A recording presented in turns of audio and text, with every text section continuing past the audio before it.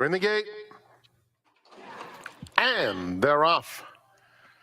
And Belly Up is flashing that speed down at the rail. Hot Legs Romolo comes to engage through the early stages, and Naftis inside of that pair.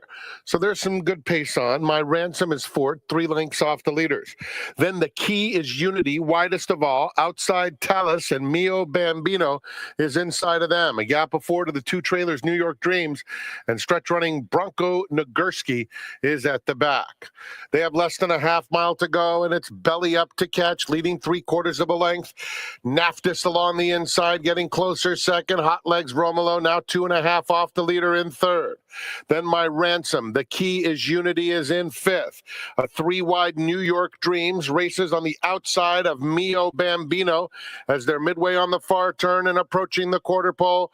Outside of that rival comes Talus, and at the back of the field, Bronco Nagurski starts to pick it up a touch as Belly Up has widened at the top of the lane. It's Belly Up in front. Bronco Nagurski having traffic issues behind horses coming through along the inside.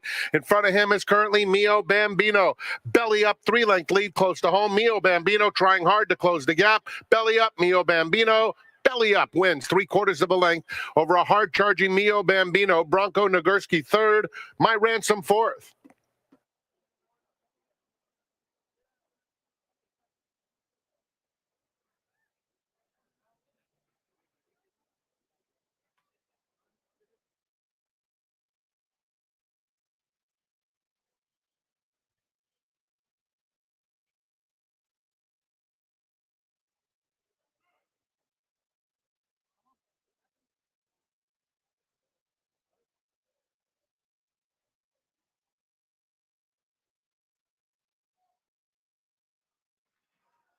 And they're off. Gray Frost sent to the lead. Morning Addiction comes away second. Hollywood Mistress is third in the early stages. Then comes Vulin and Doreen's Wildcat. It's the heavy favorite, and it's Gray Frost leading the way, getting some mild pressure coming to the 6-furlong pole from Morning Addiction, who's in second. A gap of 5 back to Hollywood Mistress. Vulin now moves up to claim third, and 2 more to Doreen's Wildcat. Tyler Bays has Gray Frost on the lead, 3/4 of a length. Morning Addiction trying to stick to her in second. Then comes Vulin by herself in third. 3 lengths back to the 2 trailers, Doreen's Wildcat and Hollywood Mistress, as they come to the half-mile pole. And Gray Frost shakes loose, now widens, and widens big time as Morning Addiction is being pulled out of the race. Morning Addiction is out of it. In second now is Doreen's Wildcat coming to the 3/8 pole. Then Vulin and Hollywood Mistress. Gray Frost, 4.5 length advantage over Doreen's Wildcat, who's getting a little bit closer. And a threat, in fact. Doreen's Wildcat within 2.5 of Gray Frost, who's had it all her own way. Gray Frost yet to be asked, but Doreen's Wildcat only 2 away. It is indeed a 2-horse race at the top of the stretch. Gray Frost gets the reins shaken at her. She does respond. Doreen's Wildcat giving it all she has, 3 lengths back in second. It's the length of the stretch back to Vulin in third. Gray Frost by 2. Doreen's Wildcat ran a winning race, but also ran into Gray Frost. Big week for Bob Hess Jr. Doreen's Wildcat second, Vulin third, Hollywood Mistress fourth. We will celebrate Bob's achievement in the winner's circle.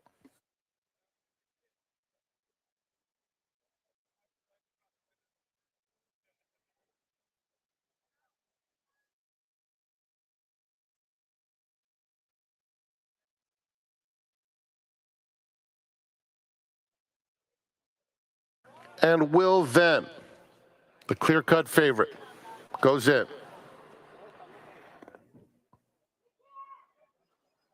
And they're off in the China Doll. Amarita is going to the front and will be tracked immediately by Will Venn, who backs off and settles into a nice rhythm. Take Another Card, third, and Tequila and Therapy is last. Amarita and Juan Hernandez bounding clear early on. Lively tempo and in front by 4 lengths. Will then gets a little closer now in second, and then comes Take Another Card as they're in single file. Tequila and Therapy is at the back. 7 lengths off front-running Amarita. Amarita onto the backstretch in control of the China Doll. She's in front by 2 lengths. Umberto Rispoli and Will Then under a snug hold second. Same could be said for Hector Barrios and Take Another Card. Then it's Tequila and Therapy. There's a half-mile left to run and Amarita to catch. Still cruising along. 3 lengths back to Will Then second. Similar margin, Take Another Card and Tequila and Therapy. Same story so far. Amarita, Will Then getting a little closer now within 2. Take Another Card is gathering some momentum, inching up with the purple cap on the outside and a threat too. At the back is Tequila and Therapy. They're at the top of the stretch, and it's still Amarita clinging to the lead, tackled by both Will Then and Take Another Card. Will Then hand-ridden confidently to the front, and Will Then giving Jonathan Thomas his 300th North American win with a powerful effort in the China Doll. Amarita was second best.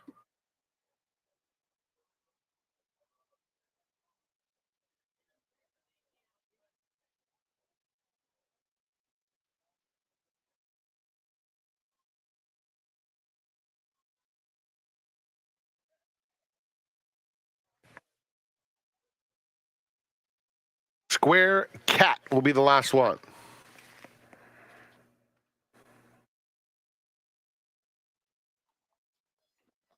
And they're off.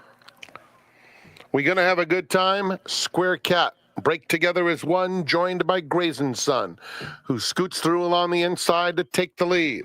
Then it's Nauvoo, a close-up fourth, only 2.5 or so off the lead. And Upstart Yankee, who hopped ever so slightly, doesn't have enough early speed to stick with them early. It is Brazen Sun, the leader, 3/4 of a length. We gonna have a good time in second, followed by Square Cat, Nauvoo at the rail, and another 3.5. Upstart Yankee is called on, trying to pick it up from behind on the turn back. It is Brazen Sun. Brazen Sun doing it well so far, has it a length and a half. We gonna have a good time. Square Cat, Nauvoo, and Upstart Yankee. They have a 1/4 mile to go, and Brazen Sun, the one to catch, 2-length lead. Make it 3 at the top of the stretch. We gonna have a good time is now trying to close the gap in second. They're in the final furlong. Brazen Sun, we gonna have a good time. These are the 2. Brazen Sun, we gonna have a good time. We gonna have a good time within a length, within a half. We gonna have a good time on the outside. Photo finish. We gonna have a good time. And Brazen Sun. Nauvoo a distant third.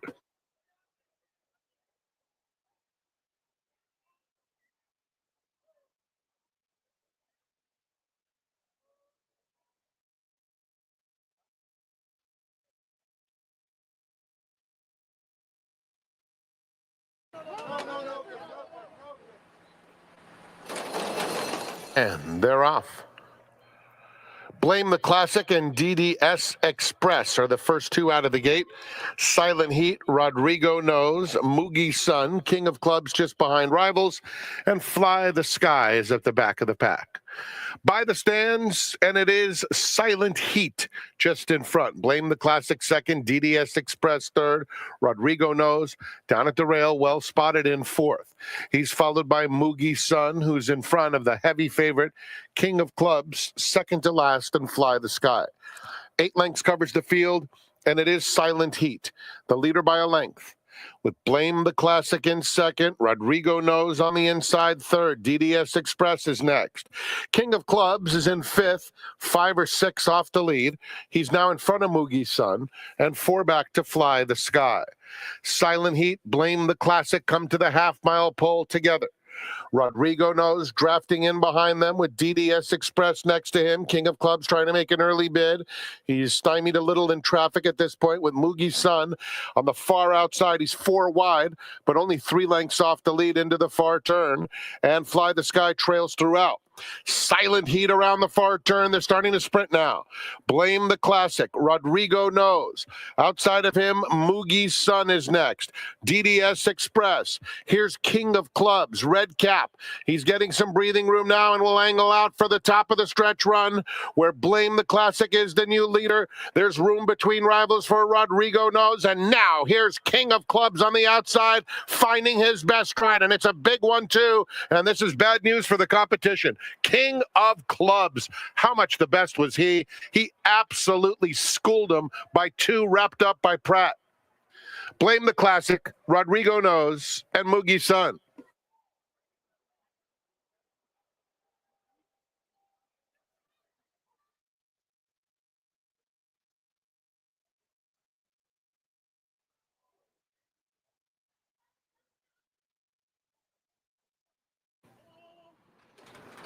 And they're off. Beautiful start. Toppers at Seaside going to the front with Sawtooth Bow. Santa Barbarian is up close in the early stages, and Cano for the win. 4 of them line up, and the first to back off is Sawtooth Bow, who is now in the 5th spot as Uncle Evco takes 4th.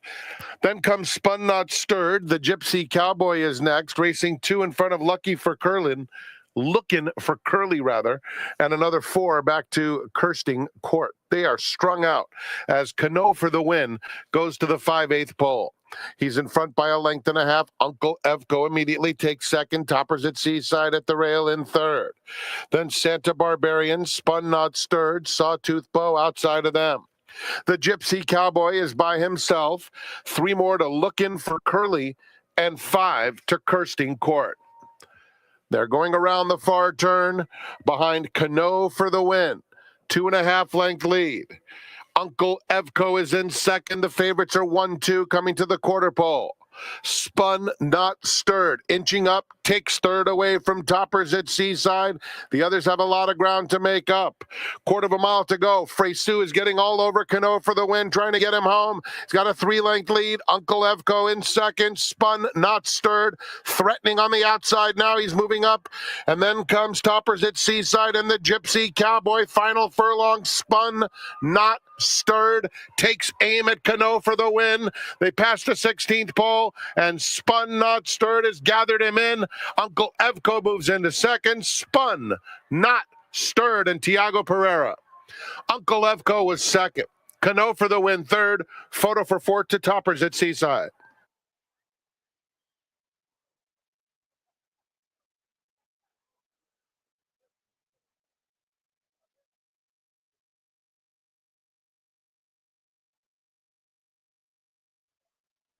One more.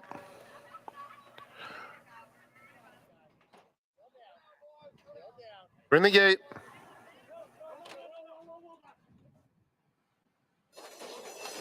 And they're off. Less is more broke alertly. Hello, Kiddo. Kiddo is up close, as is We the Hobby moving through along the inside. And so it will be We the Hobby to set the pace by the stands the first time. Less is more alongside second. Then Hello, Kiddo. Kiddo. Big City Miss, Big Whoosh in between those two. Another couple of lengths back to Expressive Love, who races on the inside of Wink and a Grin, and Suntory Time at the back of the field.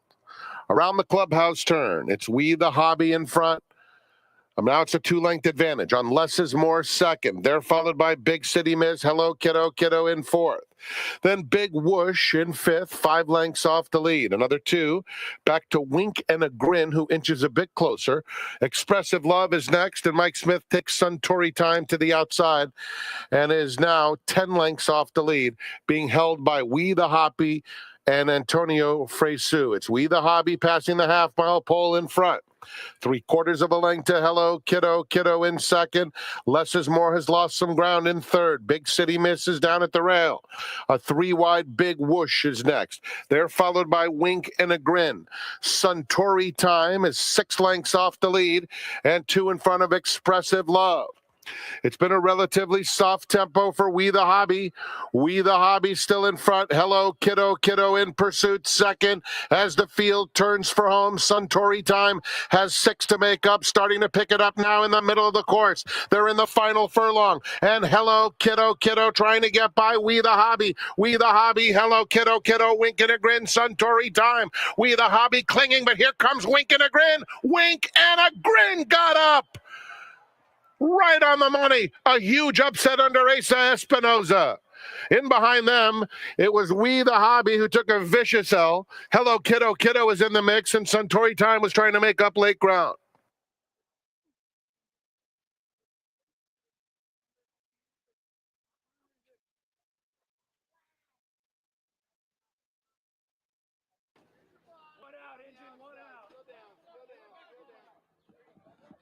We're in the gate.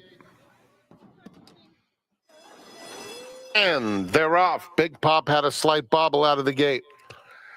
Raising Silver is going out for the early lead. At the rail, Rousing Jewel. No Cap is up close as well. Lady Marianne is widest of all. The 2 trailers, Big Pop and Dory Miller, already 6 or 7 off the lead as Rousing Jewel and Martine Garcia come through to take the lead with the half mile to go. Raising Silver a half length back in second. No Cap, Big Pop, side by side, third and fourth. Lady Marianne is 5 lengths off the lead, and Dory Miller has to pick it up from behind. They have passed the 3/8 pole with Rousing Jewel in front. Here's room for Big Pop. That's very nice. And Big Pop pounces at the quarter pole. Rousing Jewel has suddenly shuffled back to fourth. A wide bid from No Cap as they reach the top of the stretch. Dory Miller is hugging the rail and rallying too as they come to the furlong pole. Big Pop challenged hard by No Cap. 2 lengths back to Dory Miller, who's trying hard along the inside. A 16th to go. Big Pop, No Cap. Big Pop a length. No Cap is second. It's Big Pop. Kazushi Kimura win it by a length. No Cap, solid effort. Very close for third. That's so tight between an oncoming Lady Marianne and Dory Miller.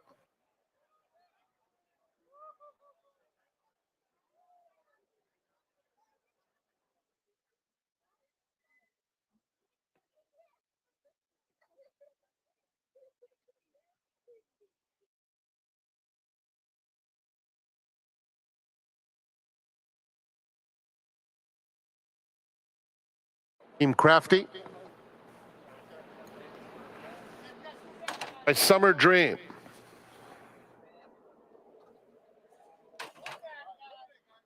Hang up. We're in the gate. And they're off. And it was a flyer for Hacking It Up, who goes right to the front. Raging Waters has some early interest too. And here's Simplexity with the yellow cap just inside of those rivals. As they get past the dirt, it is Raging Waters just in front. Now moving up is Don't Swear Dave in the blue silk second. Down at the rail comes Simplexity in third and Hacking It Up, who broke on top, now fourth. Doncic is fifth. He's 5 lengths off the lead. Down at the rail comes Count of Amazonia with a half mile left to travel. A 3 wide, What Makes Sammy Run. Mega Moon is in between those two as they move into the far turn. My Summer Dream is second to last, and Gypsy Tears at the back of the field. They're approaching the quarter pole, and the leader is Raging Waters, has it a length and a half. On the outside, Don't Swear Dave, Simplexity very much in the thick of it, and he finds a seam along the inside, and here's Simplexity coming through on the inside to take the lead with a furlong left to go. A host of pursuers. What Makes Sammy Run is starting to motor home down the center of the course and down at the rail. Count of Amazonia. It's Simplexity a length and a half. What Makes Sammy Run late? Simplexity and Hector Barrios get the money. It's a tight photo for second as Mega Moon showed up just on the inside of What Makes Sammy Run. Others involved in the Super High Five include Count of Amazonia and Don't Swear Dave. 6,617.40. 50-cent late pick 4, 4,427.55. 50-cent late pick 5, 8,340 cents, with the big news being a pick 6 carryover for next Friday, which is when racing resumes, of just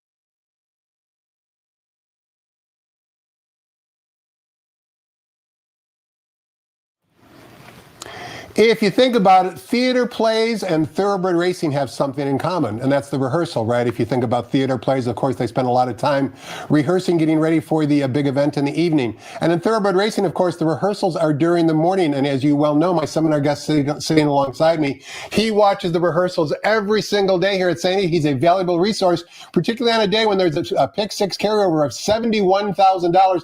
That'll kick off in race number 4. Our seminar guest name, Toby Turrell. T, happy Friday. Welcome to the seminar. Ditto. It's great to be here. It's great to have you here. You got some good sunshine on your face. And so, of course, spring has sprung here in Arcadia, California. But also the horses have been working out in the morning, like I said, with rehearsals today. What was the activity level like? And maybe did 1 or 2 horses catch your eye? Oh, yeah.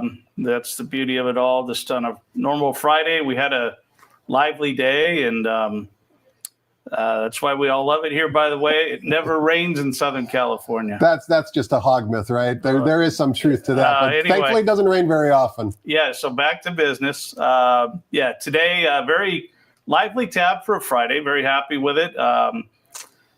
Carla Gaines actually caught the eye today with a couple of horses. She stole the show, huh? She stole the show, yeah. I went over it all and said she gets the top billing.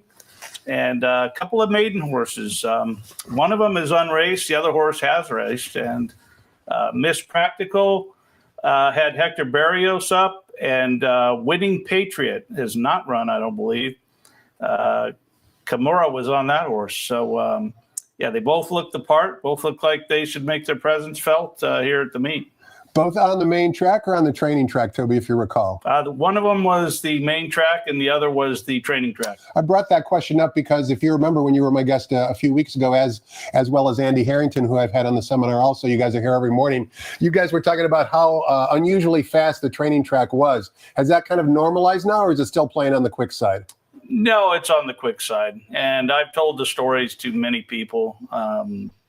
The synthetic track actually, for the most part, the ones I've seen are faster than the dirt and consistently faster. I learned that right out of the gate at Keeneland, believe it or not, when I went there in 2008. And I watched Todd Pletcher horses working 45 and the likes. And this track here is beautiful. The horses just whistle right over it. And it's just a true joy to watch the horses here on the training track and hopefully glean some profit out of it like we're trying to do here with Miss Carla Gaines. Well, I want to ask you a couple of questions about some runners running tomorrow, Toby, around the country, specifically from Bob Baffert's barn. And I'd like to know if you saw these works and whether or not they whistled and caught your attention. Specifically, Bob has a runner in the Arkansas Derby at Oaklawn Park by the name of Cornucopian. He earned a 101 Beyer speed figure on debut at Oaklawn Park. That was the fastest Beyer speed figure earned by any 3-year-old so far this meet at Oaklawn Park. Now, since that debut in late February, he's returned to Southern California and worked on the main track, including a bullet workout on March 17th, 111 and change. He is the morning line favorite, and he will be the post-time favorite in the Arkansas Derby. Is he a special type of horse? Do you expect something brilliant from him tomorrow? I don't know about either label. I don't know about the brilliance tomorrow, and I don't know about the special horse yet.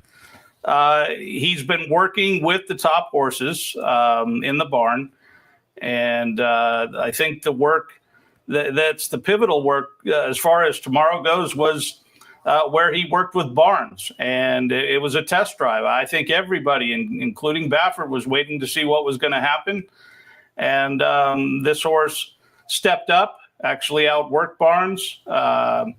And now he's going off as the heavy favorite in the race. 7-5 morning line favorite, drawn on the far outside with John Velasquez in the saddle. Also tomorrow, Toby, on the road to the Kentucky Derby is the Florida Derby, the Curlin Florida Derby, the Grade 1 event at Gulfstream Park. That'll be the 14th and final race on their card tomorrow. And another runner from the Bob Baffert barn will be invading South Florida. That's a runner by the name of Madaket Road, who finished second in the Rebel last time out. Now Bob takes the blinkers off. Another horse that's returned to Southern California to train in preparation for the Curlin Florida Derby. What do you think about him tomorrow? Haven't really looked at the race there, so I don't really have an educated answer yet. But I like the horse. He's very genuine, always has been ever since he started training here. His workouts, I would say, are not flashy going into this race. but they're good enough. They should have them fit. And, I guess the favorite doesn't have any speed, and he will have speed. So at least I know that much going in. Toby, I ask you this question almost every single seminar because it always stumps me. If you recall the races here last week at Santa Anita, all of a sudden horses were able to rally from off the pace, and there were some deep closers, which you don't usually see here in Southern California. I like that type of track simply because it opens up more betting options. Are you able to forecast what you see in the morning, what might happen in the afternoon, or are they completely two different surfaces in terms of maintenance, and one doesn't necessarily translate over to the other? No, they're completely different. And if you want the proof of that, all you have to do is watch the maintenance on the track after the workouts are over. In fact, it takes them about 2.5 hours to prep the track to make it racing condition. Every single day. Every single day. And down at Del Mar, they were running late with the turf workouts down there, and the track man got on the phone, called us panicking. Hey, you got to get these horses off the track. We got to be out there. So vital preparation goes in to getting the track into the racetrack afternoon mode. And therefore, even with that said, even if that weren't the case, I still have seen you can't guarantee that the track in the morning would be like it would be in the afternoon. Can you tell in the morning, even when it's barely sunlit in terms of the main track, whether the track is deep that particular morning compared to others? Can you kind of identify when either horses are struggling or maybe even the times that they're going? Not really. Nobody really works out in the dark anymore. The Bill Spars and the Bruce Headleys or Daryl Viennas are all gone. And I've heard Ryan Hansen works a few in the dark occasionally. He does, yeah, he does, and consistently so. And but not, I should say there's one qualifier where you can glaringly see where the track is different, and that's when we do get some of that non-existent rain here. The track is different when it's prepped for rain. We're going to take a quick break, find out who the early scratches are. They're somewhat minimal on today's important card. That's because we've got a pick six carryover of $71,000. That'll start in race number 4. Let's find out who those scratches are from track announcer Frank Baramati. We'll be right back.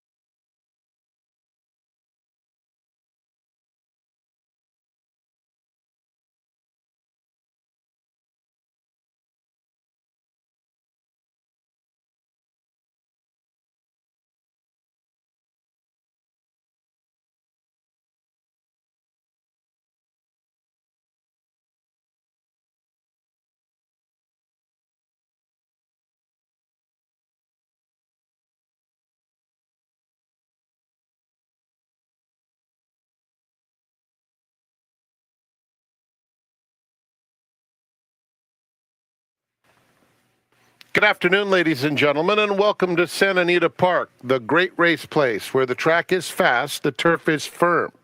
The rail is out 30 feet on the turf course. Big news today is the carryover in the pick six. We'll get to that shortly. The first race, scratch number 1, Orange Thunder. And with that scratch, there is no show wagering in race number 1. No show wagering in race 1. Turning to the second race, start of the early pick 4, there are no changes. In the third, number 3, Honky Tonk Rhythm, 2 pounds over. The fourth race starts that pick 6. Just under $72,000 in the carryover. We have estimated a pool of about $500,000, but we will keep you posted as things progress prior to race 4 so that you know what kind of pool you're playing into. It's going to be a large one. Race 5 starts the late pick 5 as well as the all-turf pick 3, which is on races 5, 7, and 9.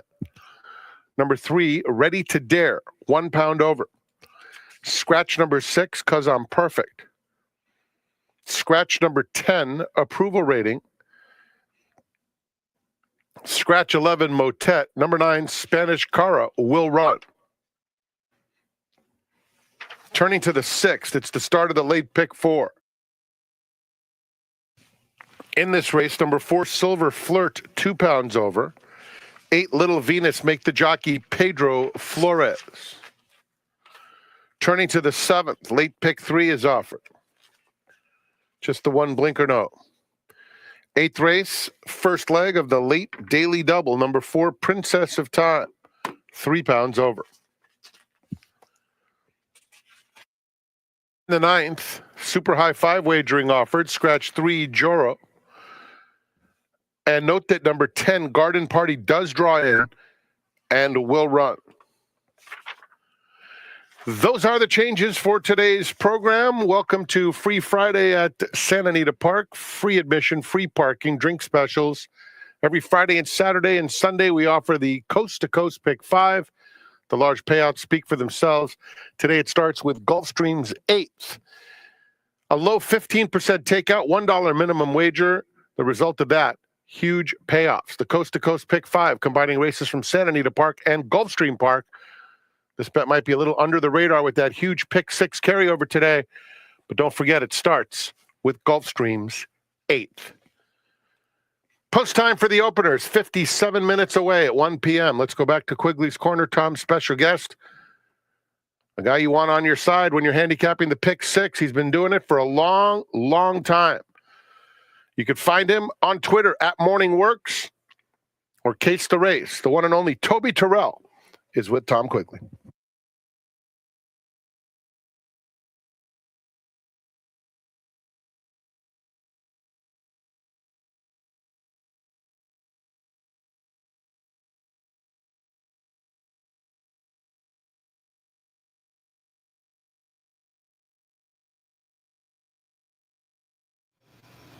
Welcome back. We're talking horses with Toby Turrell. Before we come back on camera, I wanted you to see what Toby's daily sheet looks like. This is the winner's card, and I'll explain it briefly. As you can see, those are his selections today for races 1 through 9 in sequential order on the far left-hand margin. In the middle are different workouts that he wants to amplify and kind of take note of and inform you of who might be working well on today's card.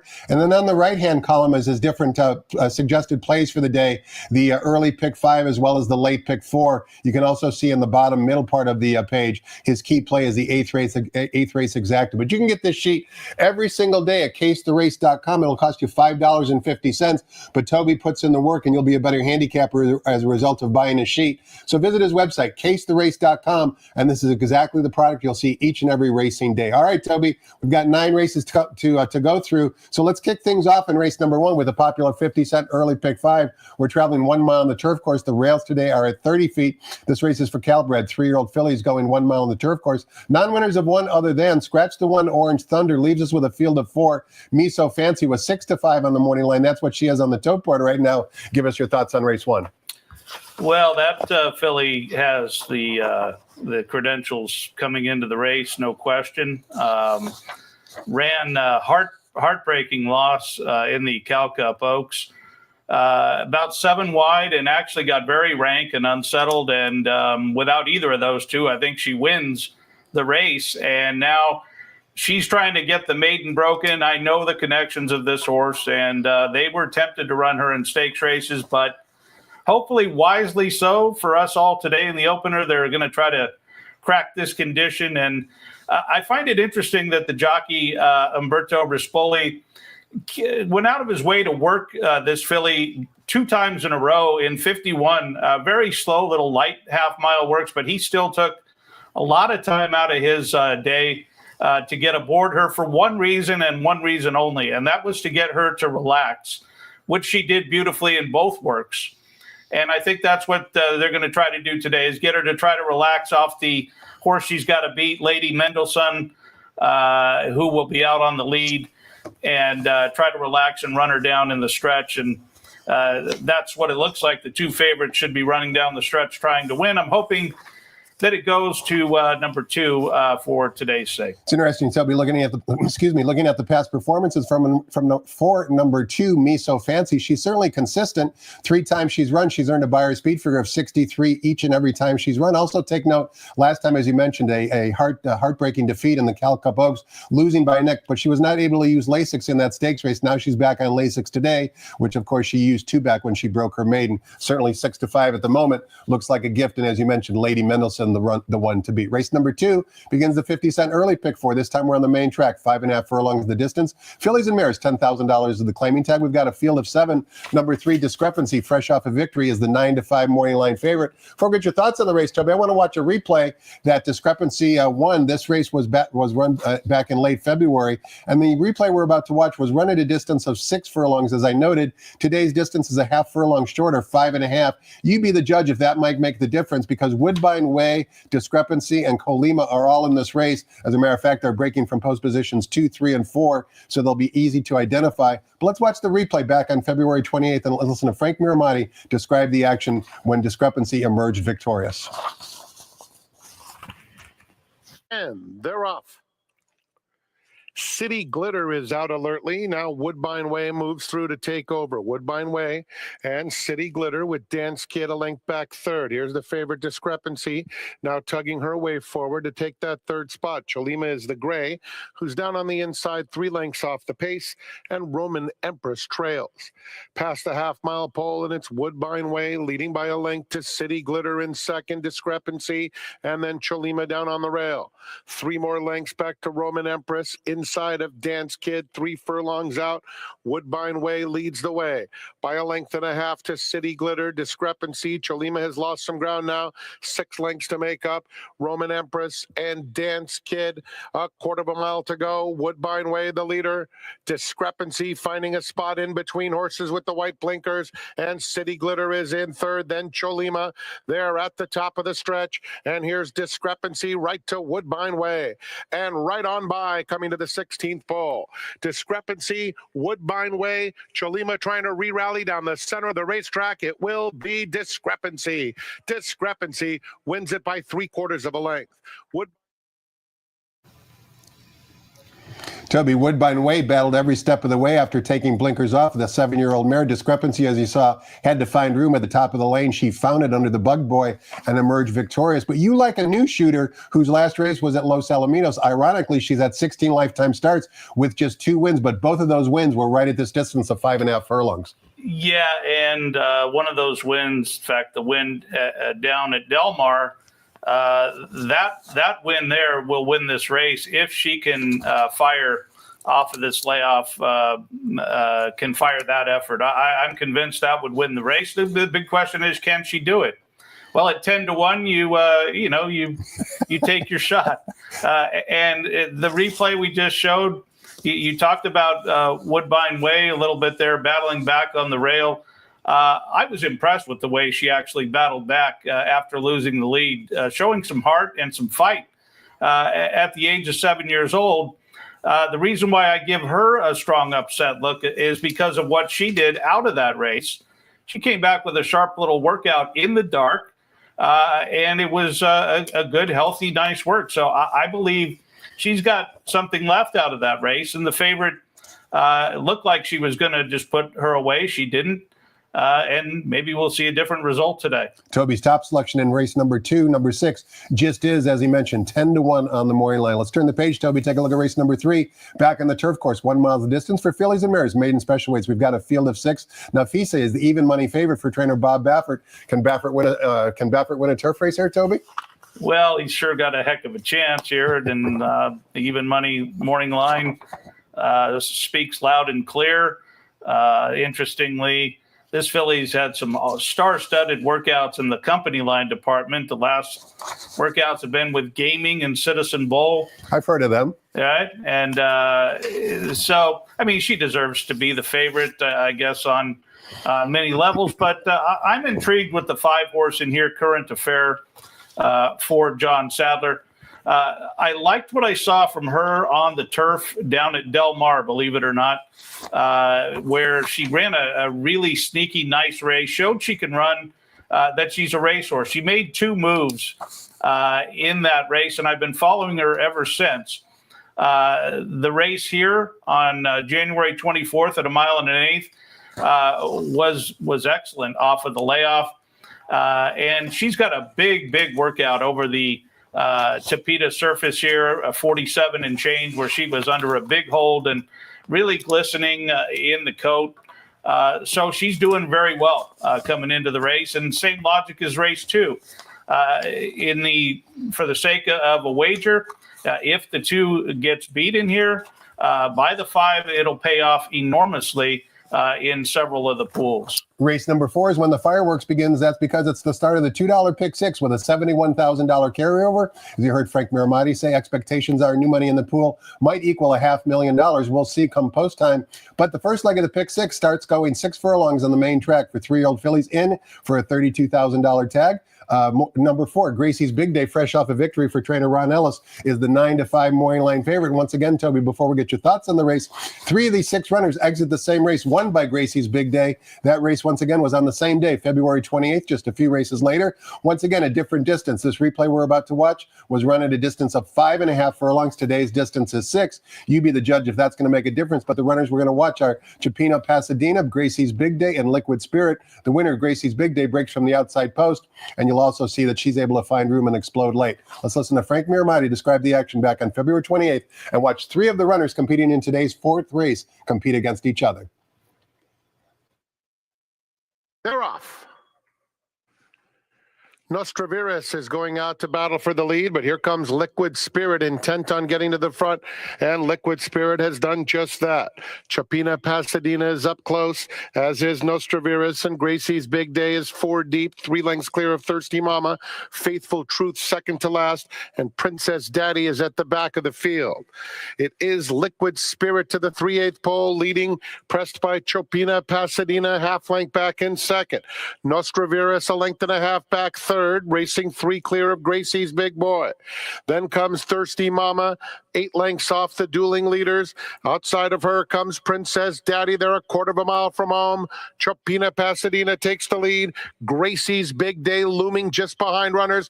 Needs to pick a spot to run, opting to go in between a tight spot and finding room at the 8th pole. Here's Gracie's Big Day, sweeping past Chapina Pasadena. Liquid Spirit has dropped out of it. Nostraviras in third. Gracie's Big Day strides out to win convincingly. 5 lengths.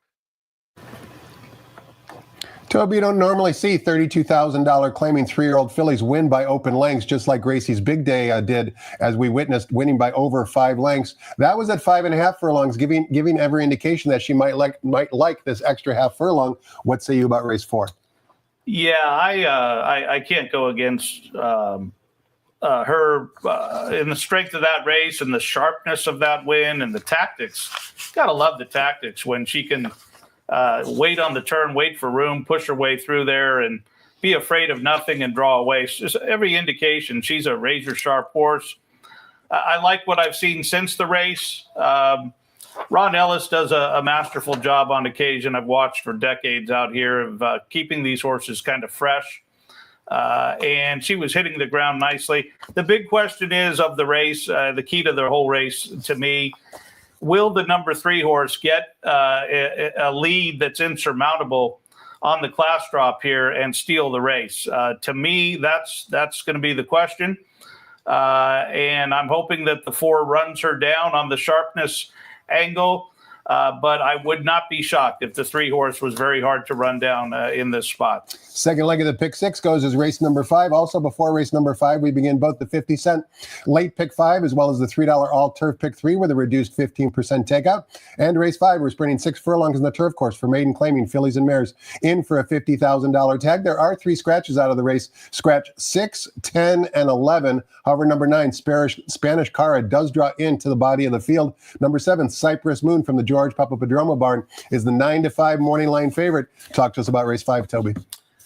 Well, it's going to be interesting because the filly in here, Gervin Gal, drawing the rail is going to make it an interesting decision, I think, for the jockey here, Antonio Frezu.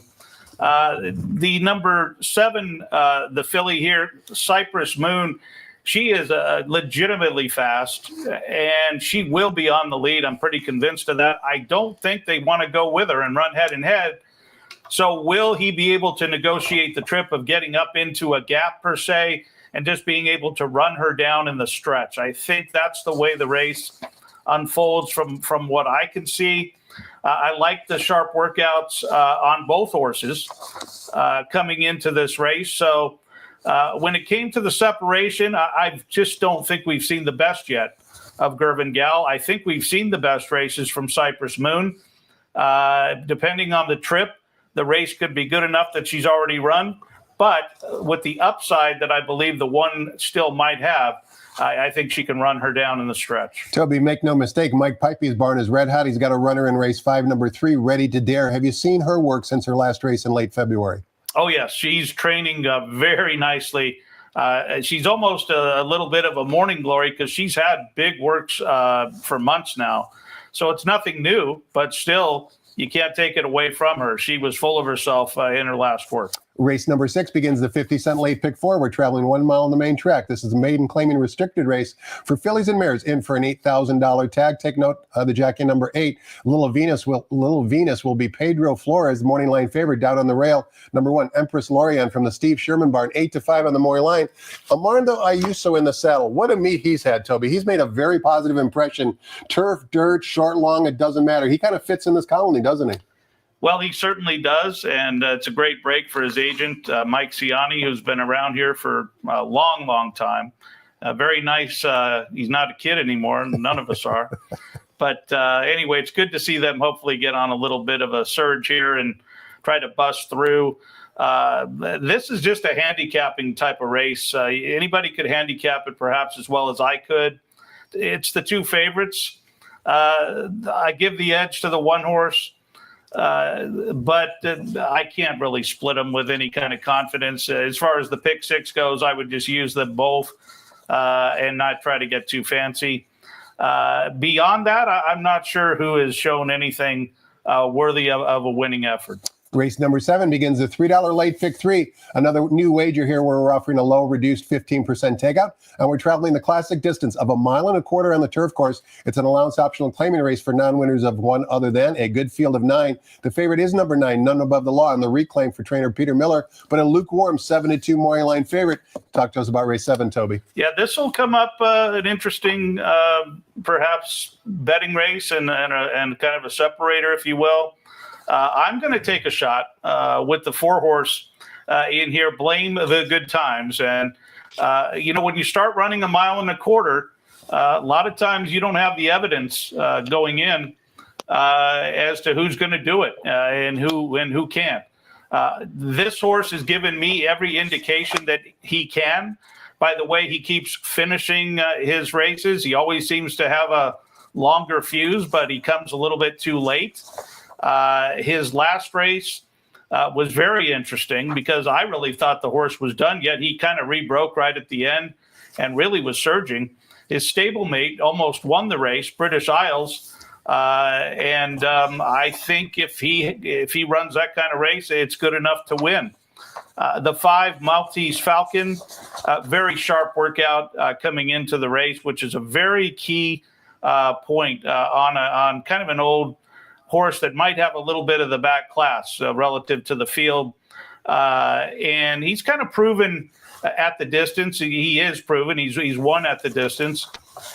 But his last 2 races, those are way above par. And this will be a much softer race and a softer heat, if you will. 9-2 is not a bad price on him at all, with a guy who we all know now can ride the turf, Hector Barrios. So 4 and 5 in race 7. Race number 8 begins the $5 late daily double, also with a reduced 15% takeout. The pools have been enormous lately. Thanks to all of you for participating.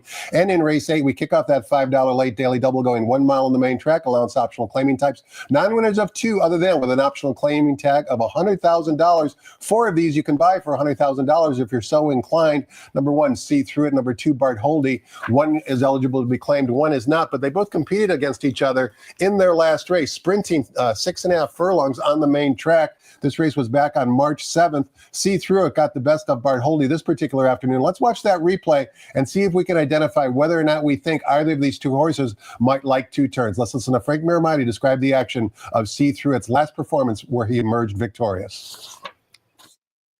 And they're off. Moose Mitchell out alertly. Elwood Blues is flashing speed. Slider is coming through along the inside. And Bartholdi is in the mix. But it is Slider who's faster than all and up to take the lead from Elwood Blues. Bartholdi moves up in between those two. Then Moose Mitchell outside See Through It. And Mission Beach is 5 lengths off the lead coming to the half-mile pole, where Slider establishes a clear-cut advantage. Opens it up now to 2.5 lengths on Bartholdi with Elwood Blues third. Then See Through It, Moose Mitchell fifth, now 6 off the lead. Mission Beach inside of that pair, 3 furlongs to run, and Slider to catch. Bounding along, doing it comfortably thus far. Bartholdi set down second, as is the case with Elwood Blues, inching up a closer third, has 3 lengths to make up with a 1/4 mile to go. See Through It is next, followed by Moose Mitchell. Elwood Blues makes a wide bid after Slider at the top of the stretch. Bartholdi is in between them. See Through It has 4 to make up. Elwood Blues takes the lead. See Through It grinding away on the outside, trying to get to Elwood Blues, who has a 1.5 length advantage. Bartholdi fights on down at the rail. Elwood Blues or See Through It. See Through It's coming at him now. See Through It and Elwood Blues. It is extremely close between those. Toby, as we watch the gallop out, we can see both the winners, See Through It and Bartholdi, don't give any indication that they really want to go 2 turns. And you can see the final time was relatively slow. Took them almost 7 seconds to complete that final 1/8 of a mile. I'm going to draw a line through both of these runners on today's in today's 8th race, See Through It and Bartholdi. And I know that you are too. And one of the reasons why is because you like a workout for the bottom runner who's in for the $100,000 tag from the Tim Yuck Teen Barn. This was a solo workout back on March 23rd, excuse me. Tell us why you wanted to show this workout. Well, it seems like it was solo, although the horse right there he's running away from was in front of him. He kind of had to not let that phase him, and nothing was going to phase this horse today, and that's why I love the work. Just a very relaxed, smooth tempo all the way. In fact, if you watch the screen here, you're going to see a horse come in behind him named Thornhouse. And Thornhouse, you can keep your eyes on before the meet ends too, because he's a very nice workout horse and a nice horse. I think from the Dean Pedersen barn. Yes, indeed. And Tiago Pereira is on him. But this horse has just got a real easy, just effortless stride going for him today. And that's why he has won all of his races at a route of ground. And he's also run big races that he didn't win, in my estimation. One of them was on opening day in the Lafitte Pinkai Grade 2 race here. I think he was a co-top horse the way I analyzed the trip. Again, the key to this work, he's relaxed. I think he's got the right mindset off the freshening. I don't think he'll get keen. He'll make the looping run. Big, long striding horse. He's also got a big work on March 17th, where he went fast. He went 23-1 for the last quarter and working the 59. So from a AM perspective, a PM perspective, I think he's actually the class of the race, and he has the best kick, I think, of the field. And we'll try to hope that all spells a win. Number 5, Cowboy Mike, has run nice races still up to this date, still training well. This is my uncle's claim to fame here. One of these horses out of the Dream Mare Lutece that produced these runners. Heck yeah, and Fun to Dream, given the connections, a ride of their life. And this is a game genuine horse, but I think the 7 horse runs that winning race today. 4-1 on Toby's top pick in race number 8, number 7, American Admiral. We close out today's card in race number 9, offering $1 super high 5 wager, and we're going 1 mile on the turf course for Calbred fillies and mares, maiden special weights. Scratch the 3. That means number 10, Garden Party, on the also eligible list does draw in, and Garden Party is also the 2-1 Maury line favorite. Before we get your thoughts on the race, Toby, wanted to show one more workout of a runner here in race number 9, and that would be number 6, Danzig Till Dawn. That's Danzig Till Dawn in a team drill down on the inside. Switches over to Tiago Pereira today for her jockey assignment. Tell us why you wanted to show this workout. well from start to finish. Look at the big hold that this filly is under on the turn here on the rail, and the outside horse is already being asked. And you can see that right out of the first quarter mile. And then you would think maybe the complexion would change a little bit. Nope, it didn't. In fact, it got even more glaring that this horse still under the big hold and actually going to pull away with ease under that hold. That's everything you want to see in a workout. So here she is coming in full of herself. She's already got these races. She's been knocking on the door. You know she's doing great, and she's getting one of the hottest jockeys around in Tiago Pereira, like you said, on the jockey switch. So a lot to like about her chances today. And the number 8 horse Practical Dazzle is a very game-genuine filly in her own right. I'm not sure if she wants the distance. We're going to all find out today with the blinkers coming off. JJ Hernandez sees fit to stay with her, and she could be battling up there in the stretch where it counts. So 6 and 8 to wrap it up. Toby, it's always an educational seminar when you decide to join us on the seminar as you did today. Thanks so much for giving us your time and insight in today's Pick 6 as well as all the other races. Hopefully we'll do the seminar again real soon. You got it. One more wager to consider, everybody. That's because on Fridays now, we offer the $1 coast-to-coast Pick 5, low takeout 15%, $1 minimum. We've seen the past. They've been astronomical. Today's sequence includes 3 races from Santa Anita, but we kick things off with Gulfstream Park, race number 8, 1:47 p.m. Pacific time is post time for today's $1 coast-to-coast Pick 5. Thanks for watching, everybody. Tomorrow we've got 10 races. Seminar will start at 11:50 a.m. Have a great afternoon and good luck.